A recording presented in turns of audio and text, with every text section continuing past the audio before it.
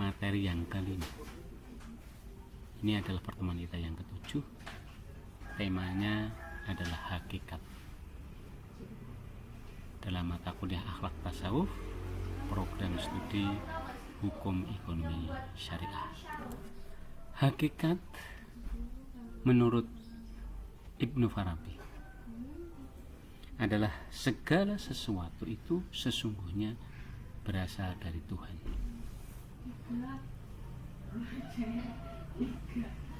Hakikat itu adalah segala yang ada tidak mempunyai wujud sendiri, dan wujud sebenarnya adalah Tuhan yang tak bergantung pada orang lain.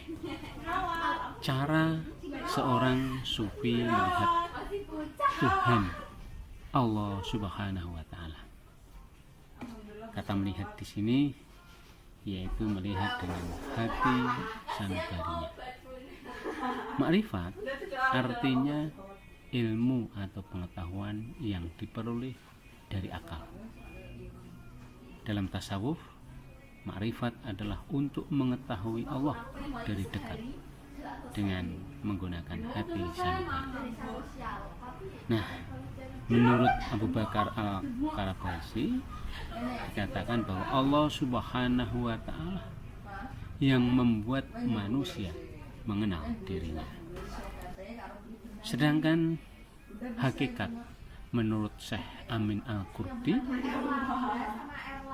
adalah bersih dari hawa nafsu.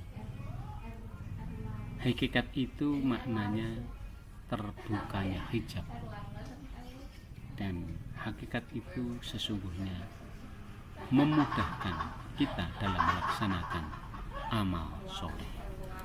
Komunikasi dua arah dalam tasawuf. Pada satu sisi, sufi berusaha keras untuk mendekatkan diri dari bawah. Sedangkan pada bagian lain, Allah Subhanahu wa taala dari atas menurunkan rahmatnya. Ketika berlangsung komunikasi dua arah dalam bentuk makrifat, maka sesungguhnya pengaruh akal dan penglihatan akan hilang. Karena yang disaksikan sufi hanyalah yang hakiki, yaitu Allah Subhanahu wa taala melalui hati sanubarinya. Sir dikatakan lebih peka daripada ruh dan qalbu. Karena sir merupakan alat yang digunakan oleh sufi untuk memperoleh makrifat. Karena sir ini tempatnya ada pada ruh, di mana ruh berada di dalam qalbu, maka sir muncul serta mampu menerima makrifat dari Allah Subhanahu wa taala dikala ruh dan qalbu telah suci dan kosong dari segala sesuatu yang dapat mengganggunya.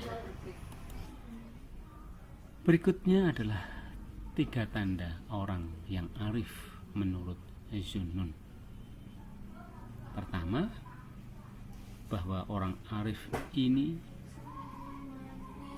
memiliki cahaya makrifat yang tidak akan memadamkan cahaya kerendahan hatinya. Bagi orang arif, nikmat Allah Subhanahu wa taala yang banyak itu sesungguhnya tidak akan menggiringnya untuk melanggar larangan Allah Subhanahu wa taala.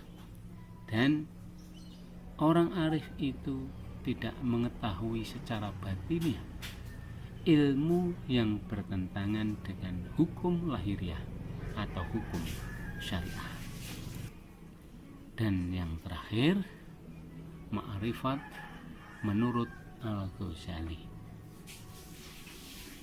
Menurut Al-Ghazali, ma'rifat itu mengandung tujuan moral, mengandung kebahagiaan dan cinta kepada Allah Subhanahu wa taala, dan fana di dalamnya. Ma'rifat itu adalah jalan yang ditempuh kaum sufi yang mengandung tujuan untuk meningkatkan akhlak terpuji melalui latihan jiwa, dan juga bertujuan untuk mengganti akhlak tercela menjadi akhlak yang terpuji.